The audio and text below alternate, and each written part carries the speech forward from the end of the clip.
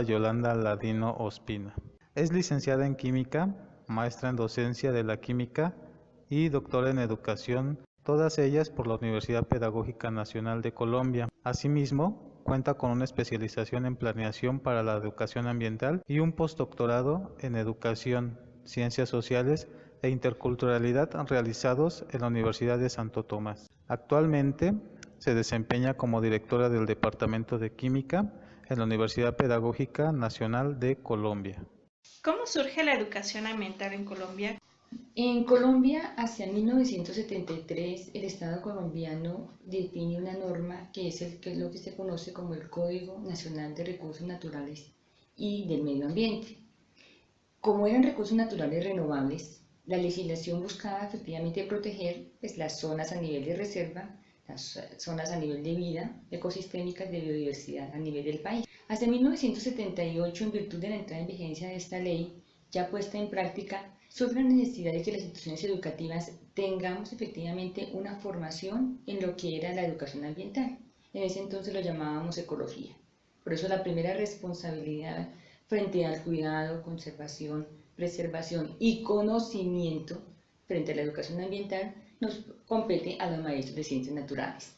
Posteriormente, la Constitución Política se cambia en 1991 y en unos artículos establece que todos debemos tener un ambiente sano. Entonces, en la entrada en vigencia de la nueva Constitución, se cambia también entonces la legislación educativa, la Ley 30, la Ley 115. La Ley 115 es la que específicamente trabaja con el sistema educativo de educación preescolar básica y media y se incorpora lo que se conocen los proyectos educativos ambientales o comúnmente llamados PRAE. Desde ese entonces todas las políticas a nivel educativas de desarrollo y con la creación en el año 93 del Ministerio del Medio Ambiente, entonces se pudieron articular los dos ministerios, Educación y Medio Ambiente, y de esa manera pues se generaron planes, programas y proyectos. En el 2015 en 2012, entra en vigencia la nueva normatividad que es la Ley 1549. Con esta ley lo que se busca es ampliar la cobertura y divulgar más la importancia de hacer proyectos en educación ambiental. Se quedan los PROCEDA, que son los proyectos comunitarios, se quedan los PRAU, que son los proyectos ambientales a nivel de las universidades.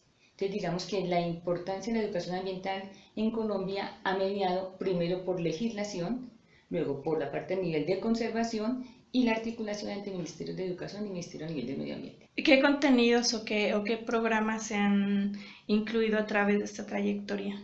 Entonces los primeros fueron efectivamente programas a nivel del PRAE. El PRAE es un proyecto educativo escolar donde cada institución educativa formula su propio proyecto. ¿De qué depende? Pues debe estar articulado al proyecto educativo institucional. Entonces, nuestros proyectos educativos e institucionales, casi en todas nuestras instituciones educativas, estaban centrados en la parte a nivel de valores y han pasado por la mediación a nivel de competencia. Si nos damos cuenta, la educación ambiental es una combinación efectiva de estos dos elementos de la formación. Vuelvo e insisto, todavía sigue siendo más dependiente del área de ciencias naturales. Ahora se articularon con los PRAU, pues, que tienen que ver con los programas de atención integral. Entonces, en esa articulación con estos programas, pues vienen los proyectos que se desarrollan, cuidado del agua, el cuidado de conservación a nivel de especies vegetativas, la parte a nivel de flora, de fauna. Es desafortunado que nosotros la educación ambiental se nos volvió el día de el agua, el día del aire, el día de la tierra, el día del árbol. Entonces, como es solamente un día, pues lo pensamos en forma aislada. Necesitamos cada vez más articularnos efectivamente para hacer una verdadera concientización. ¿Y qué impacto ha tenido el desarrollo de la educación ambiental en la sociedad? Digamos que el impacto inicialmente me dio el sistema escolar, pasó por el sistema escolar donde incluimos la comunidad educativa, que seríamos los profesores, nuestros administrativos escolares, los estudiantes y las familias de estas instituciones, y la misma institución donde se encuentra ubicada. Entonces, hay algunos proyectos educativos ambientales que dan cuenta efectivamente de comenzar a desarrollar el sentido de pertenencia en donde está la institución educativa. Hay organizaciones de carácter gubernamental y no gubernamental que se encargan también efectivamente de hacer campañas, jalonar redes de grupos de trabajos a nivel de proyecto, hacer brigadas. ¿Qué similitudes o diferencias se encuentra entre México y Colombia en relación con la educación ambiental? Digamos que lo que conozco, pues con todo respeto hay cosas de México que no conozco, digamos que depende mucho como de dónde estemos, nuestras áreas o nuestras regiones. Tanto en las grandes ciudades como México, pasa en Colombia, somos muy despreocupados, aunque hay ciudades muy comprometidas. Pero pues todos tenemos diferentes necesidades, tenemos diferentes apuros, entonces en las grandes ciudades como que se nos olvida un poquitico esa parte de estar atentos a mi responsabilidad, a mi cultura ciudadana, como ciudadano que soy. Pero en algunas regiones a nivel de municipios más retirados, entonces sí se ve que efectivamente no haya unas prácticas, sí se ve que la comunidad realmente se comprometa. Ahora, digamos, en las ciudades, ¿qué es lo que pasa? Pues ustedes lo llaman colonias, allá lo llamamos nosotros nuestra parte a nivel de barrios y demás.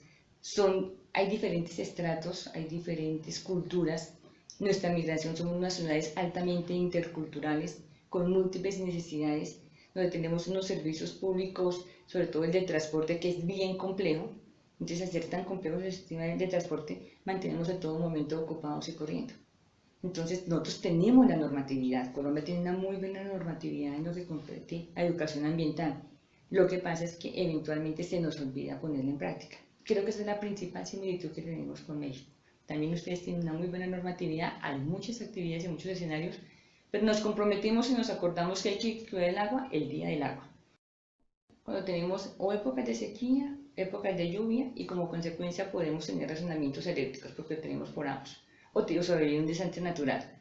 Y siempre reflexionamos, eso también es muy común en la sociedad de los dos países. Nosotros reflexionamos mucho sobre que es importante cuidar, pero se nos olvida decir, bueno, yo a qué me comprometo para cuidar.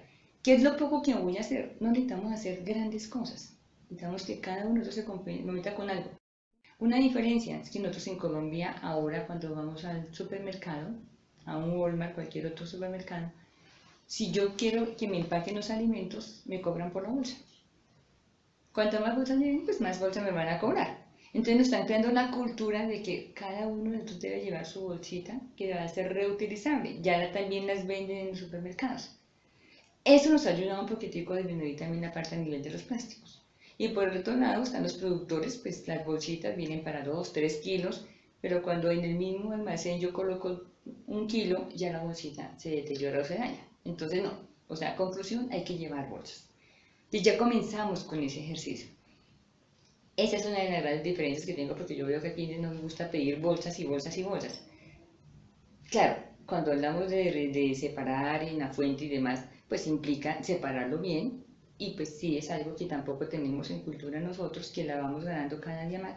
Es que pues los PET, todos los recipientes plásticos, si tenían algún tipo de nivel de bebida, pues hay que limpiarlos, pagarlos con agua antes efectivamente de botarlos para disminuir la parte a nivel de los animalitos.